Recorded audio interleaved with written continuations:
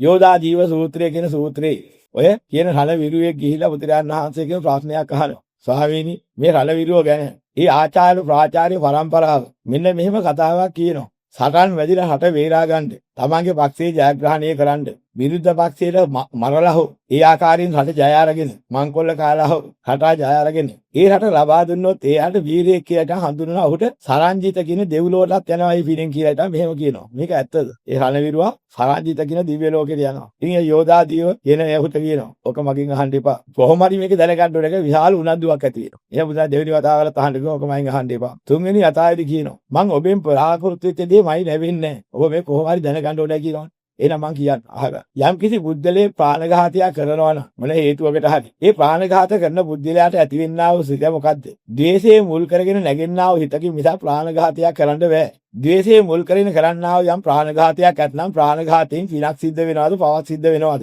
යම් කිසි බුද්ධලේ පාපයක් නිසා දෙව්ලෝකයට යනවා කිව්ව පව් කරලා මේක වෙන්න හේතු තියනවාද? තවදුරටත් ඒ නොවන දේ කිව්වොත් ඔහු මේ මිත්‍යා දෘෂ්ටිය නිසා ඔහු කරපු මේ පාපේ නිසා ඔය දෘෂ්ටියත් ඔය පාපයත් නිසා නිරේට හෝ තිරිසන් යෝනියට හෝ යනවා මම ඒක නම් කියනවා. මෙන්න බුද්ධයාණන් වහන්සේ ඔගේ දේශනා කළෝ දේශනා. ඒ පාරේ යෝධා ජීව කඳුළු හරන්න පටන් ගත්තා, අනන්න පටන් ගත්තා. මම කිව්වන්නේ ඔක මම අහන්න එපා කියලා. ඊයව කියනවා නැහැ ස්වාමීනි ඒ නිසා නෙමෙයි මම අලන්නේ. වල දුක හිතෙන්නේ. මෙච්චර කාලයක් මේ ආචාර්ය පරම්පරාව අපිව රැවැට්ටුවන්. පෙනි පෙනී තියෙන ඇත්ත වහක. කොච්චර අපරාධයක්ද කළේ කියලා මතක් කියලා මට ඇඬුණා. ඊට පස්සේ නම් මම ආයෙසරයක් ওই දෘෂ්ටියේ ඉන්නේ නැහැ කියලා යහ කරලා පැවිදි වුණා කියලා සඳහන් වෙනවා. හරි අත්‍යවශ්‍යපත් වුණා. අන්න එහෙම ක්‍රමයක්. දැන් අපිත් ඕක දන්නේ නැතුව අපිත් ඔයගොල්ලෝ වීරයෝ කරනවා. කමක් නැහැ මම එපා කියන්නේ නැති වීරයෝ කියලා ඕනියක් කියාගත්තා. නෝ ප්‍රාණඝාත කරන වීරයා කවුද? මොකද වීරකම වෙන්න ඕනේ. අනන්ත සංසාර දුකෙන් නිදහස් වීමට යම් කෙනෙක් යම් උත්සාහයක් වීරිය සම්මා වායාමයක් වඩනවාද?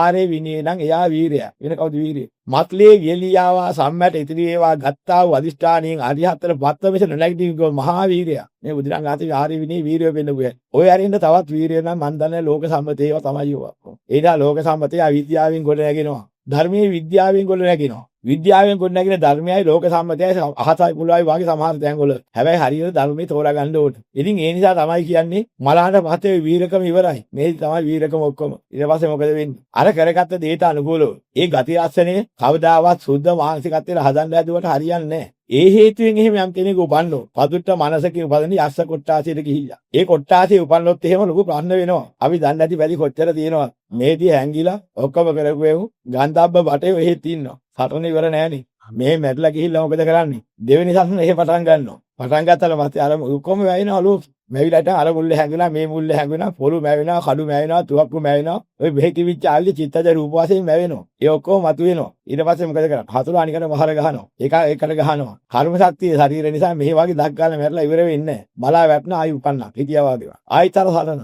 ඔය ගති ලක්ෂණයේ වීරත්වයේ ඉවර වෙනකන් හිතෙන් ඔකේ මිදෙන්න බෑ කාදේ මිදෙ